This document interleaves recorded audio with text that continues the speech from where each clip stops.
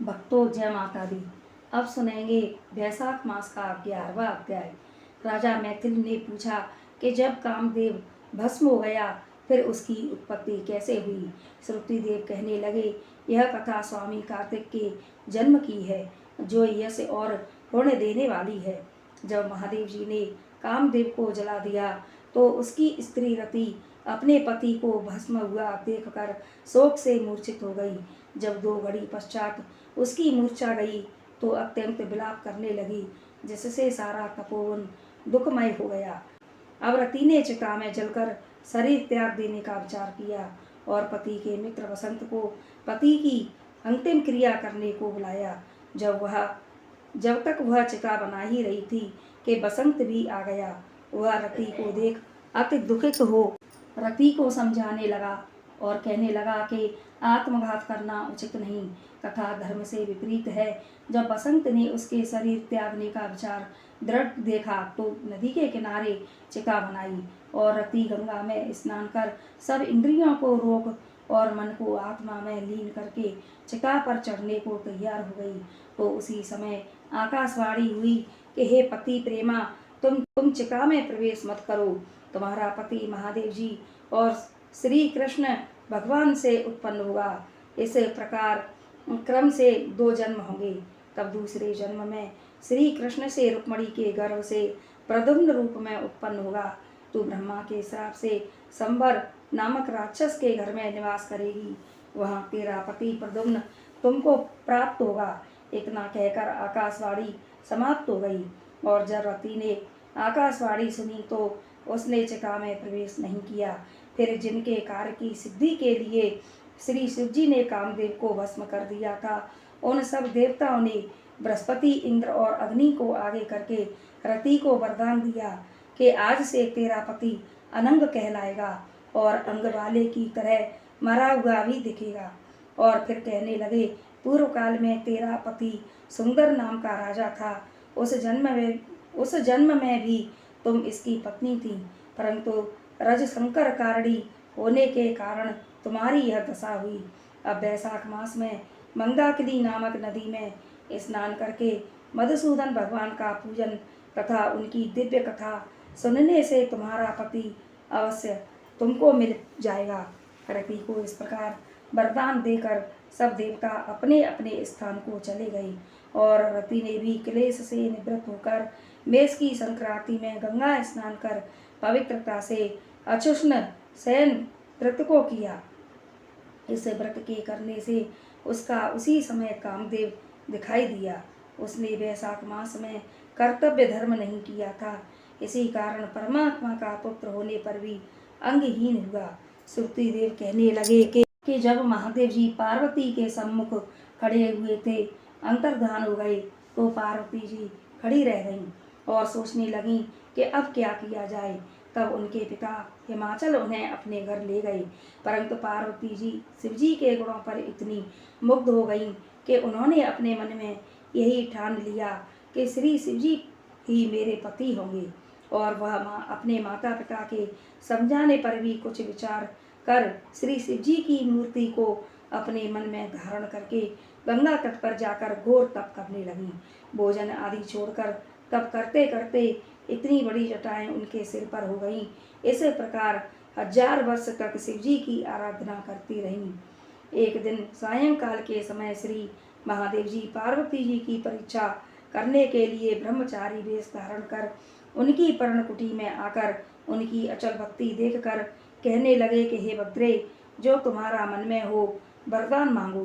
तब पार्वती जी कहने लगीं कि मैं यहाँ वरदान मांगती हूँ कि आप मेरे पति हों। तथास्तु कहकर श्री शिव जी ने सब ऋषियों को बुलाया और उपस्थित होने पर उन्हें आज्ञा दी कि तुम हिमाचल के पास जाकर विवाह का प्रस्ताव करो। सातों ब्रह्मवादी ऋषि चारों तरफ प्रकाश करते हुए आकाश मार्ग से हिमाचल के घर पहुँचे। राजा ने उनका यथोचित पूजन आदि से सत्कार किया। तब ऋषियों ने कहा कि हे राजा, हिमाचल तेरी कन्या पार्वती पहले गच्छ की कन्या सती थी, जिसने अपने पिता के यज्ञ कुंड में गिरकर अपने प्राण त्याग दिए थे। इनका प्राण ग्रहण करने के योग्य सिवाय शिव के और कोई नहीं है। इसलिए तुम अपनी कन्या का विवाह श्री शिव जी के साथ कर दो। तब हिमाचल ने कहा कि मेरी कन्या ने तो छाल के वस्त्र पहनकर गंगा तट पर शिवजी के साथ विवाह करने के लिए अनशन व्रत धारण किया हुआ है, सो उसकी मनोकामना पूर्ण हुई। आप महादेव जी को जाकर कह दें कि मैं प्रीति पूर्वक अपनी कन्या उनके अर्पण कर चुका, आप उसको अंगीकार कीजिए। उधर सप्तऋषि श्री महादेव जी के पास पहुँचे और विवाह निश्चित तथा लक्ष्मी आदि सब देवियों और विष्णु आदि सब देवताओं के समक्ष विवाह हुआ। जब शिवजी पार्वती के संग नित्य रमण करते रहे परंतु गर्भ स्थित न हुई तो देवताओं को अति चिंता हुई और सब इसके कारण सोचने लगे कि फिर विचार कर अग्निदेव को बुलाया और उसको समझाया कि जिस समय महादेव जी रमण कर चुके तो तुम उनके सामने चले जाना। पार्वती जी तुमको देखकर लज्जा के मारे वहाँ से हट जाएंगी और तुम शिव जी को अपनी बातों में लगा लेना और शिष्य समान बहुत से प्रश्न करना तथा समय लग जाने पर पार्वती जी की गर्भ स्थिति हो जाएगी। अग्निदेव ने ऐसा ही किया और रमण के समय वहां पहुंच जाने से पार्वती वस्त्रहीन होने के कारण लज्जा के मारे रमण छोड़ एक तरफ हो गई।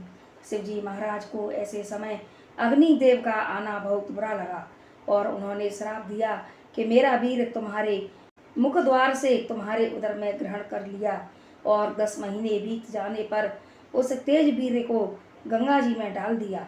गंगा जी भी उसको सहन न कर सकी और उसको सरकंडों में फेंक दिया और वहाँ पर उसके 6 भाग हो गए।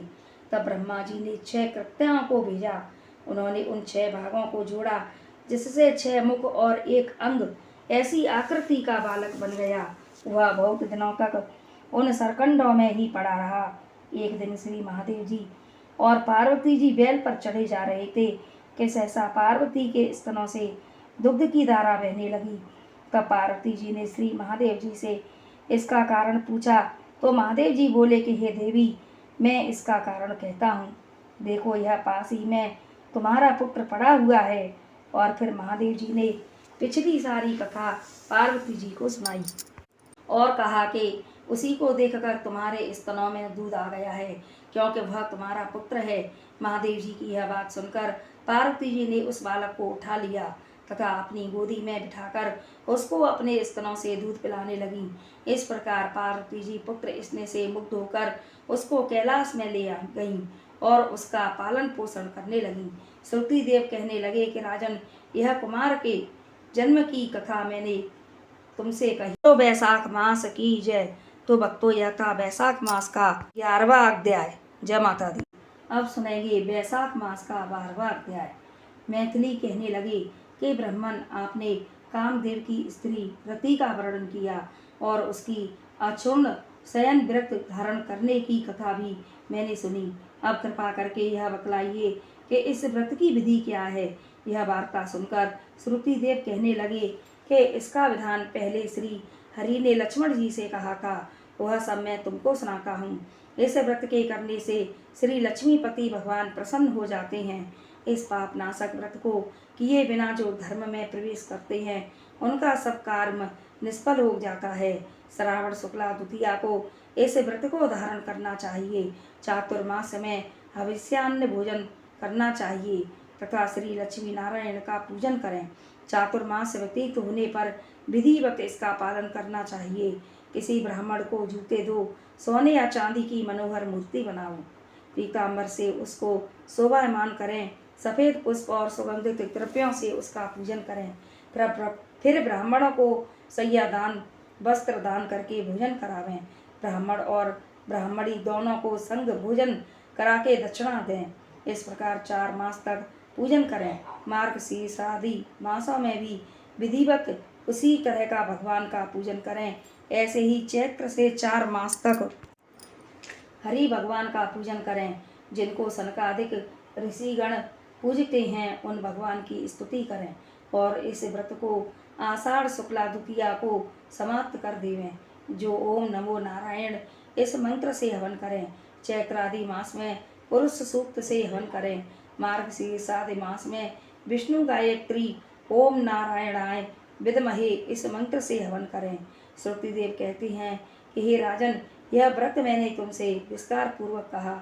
इसको करने से जगन्नाथ भगवान प्रसन्न होते हैं और उनकी प्रसन्नता से अनेक सुख तथा संतान की वृद्धि होती है।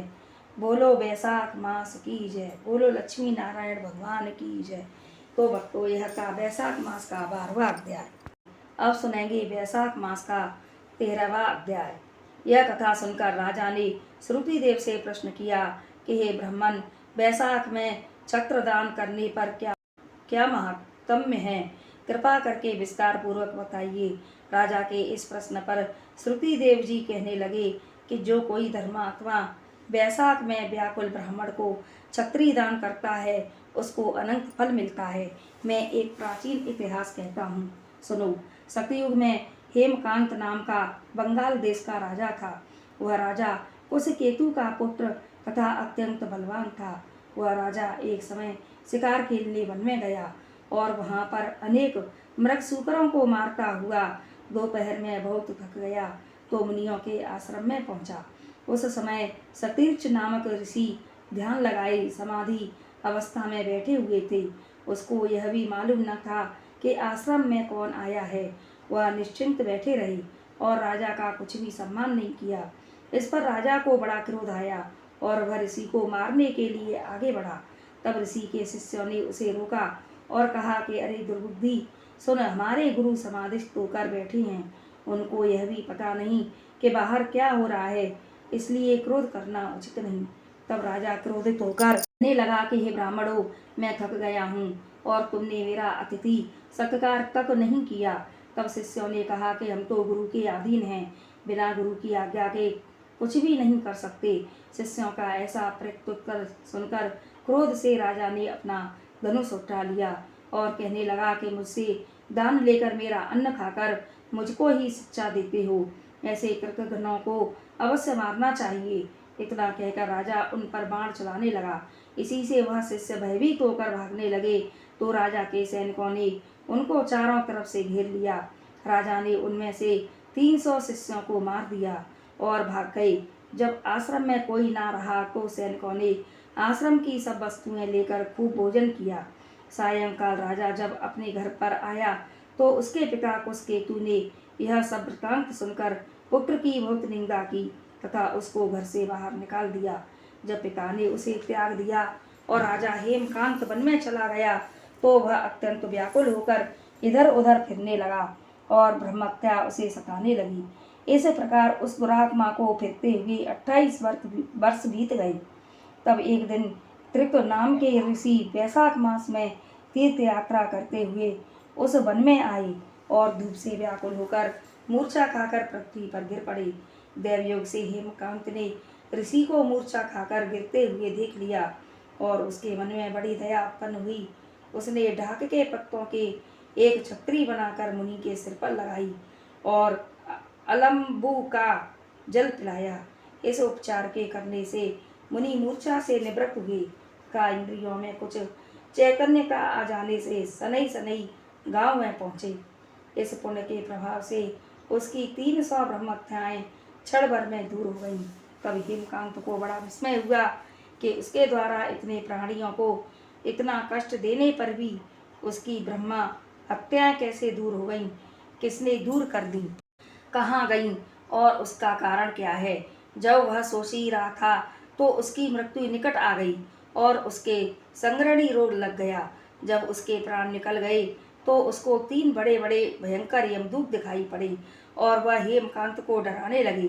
तब हेमकांत मौन साधकर छत्रदान को याद करके विष्णु भगवान को याद करने लगा। भगवान ने उसी समय अपने मंत्री विश्वक सेन को आज्ञा दी कि यमदूतों को रोको और वैशाख मास में छत्रदान करने वाले हेमकांत की रक्षा करो।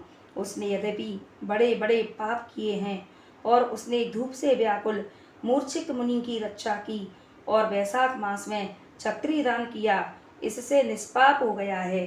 बोलो वैशाख मास की जय, बोलो लक्ष्मी नारायण भगवान की जय। तो भक्तों, यह था वैशाख मास का 13वां अध्याय। अब सुनेंगे वैशाख मास का 14वां अध्याय। तब राजा पूछने लगा कि ब्राह्मण, वैशाख मास के धर्म अति सुलभ हैं और ऐसे अनेकों पुण्यों के देने वाले हैं जो भगवान को प्रसन्न करते हैं और तत्काल ही अर्थ धर्म काम और मोक्ष को देने वाले हैं। परंतु ऐसे वेदानुकूल धर्म भी संसार में ज्ञात नहीं है। अनेक प्रकार के राजसी धर्म और तामसी धर्म ही इस संसार में विख्यात हैं और इसका क्या कारण है। श्रुतिदेव कहने लगे कि हे राजन, संसार में भोगों की इच्छा करने वाले मनुष्य अधिक संख्या में हैं, इसलिए रजोगुण और तमोगुण अधिकांश में पाया जाता है। बहुत थोड़े मनुष्य ऐसे हैं जो मोक्ष प्राप्ति के साधन करने वाले हैं, अतः वह बहुत ही कठिनता से मिलते हैं। मोक्ष धर्म क्योंकि इच्छा रहित है, इस कारण इससे लौकिक और पारलौकिक सुख के साधन होते हैं। वैष्णवी माया से मोहित होकर मनुष्य इसको समझता नहीं। जैसे अधिपत्य के प्राप्त होने पर मनुष्य के मनोरथ पूर्ण होते हैं, परंतु वैशाख मास के सब धर्म सात्विकों के लिए कहे गए हैं और यही सतोगुणियों का धर्म है। इस पर एक पुरातन इतिहास कहता हूँ। इक्ष्वाकु वंश में निरग पुत्र एक बड़ा यशस्वी अक्रोधी ब्राह्मणों का मान करने वाला राजा हुआ है। एक दिन वह शिकार खेलता हुआ वशिष्ठ जी के आश्रम पर जा पहुंचा। वहां पर उसने देखा कि आश्रम में मार्ग में वशिष्ठ जी के शिष्यों ने कहीं प्याऊ लगा रखी है, कहीं छाया मंडल बना रखा है, कहीं बावड़ी साफ करवा रहे हैं, कहीं बैठे हुए लोगों पर पंखे से हवा कर रहे हैं, कहीं सुगंधित वस्तुएं और फल बांट रहे हैं, मध्याह्न के समय छत्री दान कर रहे हैं, सायंकाल को पीने की वस्तुएं दे रहे हैं। राजा ने उनसे पूछा कि तुम कौन हो और क्या कर रहे हो। उन्होंने उत्तर दिया कि हम महर्षि वशिष्ठ जी के शिष्य हैं और उन्हीं की आज्ञा से वैशाख मास के धर्मों को कर रही हैं। राजा ने फिर पूछा कि इन धर्मों को करने से कौन सा देवता प्रसन्न होता है और क्या फल मिलता है। वह कहने लगे कि राजन, हम अपने गुरु की आज्ञा से यह सब कर रहे हैं, हमको बताने की आवश्यकता नहीं, अतः आप हमारे गुरुजी से यह सब बातें पूछ सकते हो। शिष्यों की यह बात सुनकर वह महायशस्वी राजा संपूर्ण धर्म के तत्वों को जानने वाले श्री वशिष्ठ जी के आश्रम की तरफ चल दिया। उनका आश्रम विद्या और योग का स्थान था। राजा को अपने आश्रम में आया देखकर ऋषि ने अत्यंत प्रसन्न चित्त होकर साथियों के सहित राजा का अतिथि सत्कार किया। राजा बड़ी प्रसन्नता और नम्रता पूर्वक बैठकर गुरुजी से पूछने लगा कि गुरुदेव, मैं आखेट से थककर आपके आश्रम की तरफ आ गया था, तो मैंने आपके शिष्यों को बहुत से धर्म कार्यों को करते हुए देखा। इसलिए महाराज, मेरे मन में बड़ी उत्कंठा उत्पन्न हो रही है कि यह सब धर्म के कार्य करने से क्या फल उत्पन्न होता है। वशिष्ठ जी कहने लगे कि जो सब धर्मों को छोड़कर विषयासक्त हो जाता है, वह भी यदि प्रातःकाल वैशाख का स्नान करे तो भगवान का प्रिय हो जाता है। धर्म के सब कार्य सांगोपांग किए हों, किंतु वैशाख का आदर न किया हो तो भगवान उससे दूर ही रहते हैं। जिसने वैशाख मास बिना दान तथा बिना स्नान को दिया, वह इस कर्म से चांडाल योनि में जन्म लेता है। वैशाख मास में जिसने विधिवत भगवान की आराधना की, भगवान उसी से प्रसन्न होते हैं और उसी की मनोकामना पूर्ण करते हैं। जो भक्ति और श्रद्धा से भगवान का थोड़ा भी पूजन करता है, वह उसी से प्रसन्न हो जाते हैं। अधिक धन अथवा अधिक परिश्रम वह नहीं देखते। वैशाख मास के धर्म अति सुगम हैं तथा भगवान को प्रसन्न करने के लिए उनमें श्रम भी थोड़ा और व्यय भी अधिक नहीं करना पड़ता है। इसलिए जो वैशाख के धर्मों को नहीं करता, वह अश्वमेव दंडनीय है। इसी प्रकार ऋषि ने राजा को सब शास्त्रोक्त वैशाख धर्म समझाए। तब राजा सब धर्मों को सुनकर तथा यथोचित गुरुजी की पूजा करके अपने घर चला गया और घर पहुंचकर वैशाख मास के सभी धर्म करने लगा। बोलो वैशाख मास की जय। तो भक्तों, यह था वैशाख मास का 14वां अध्याय। जय माता दी।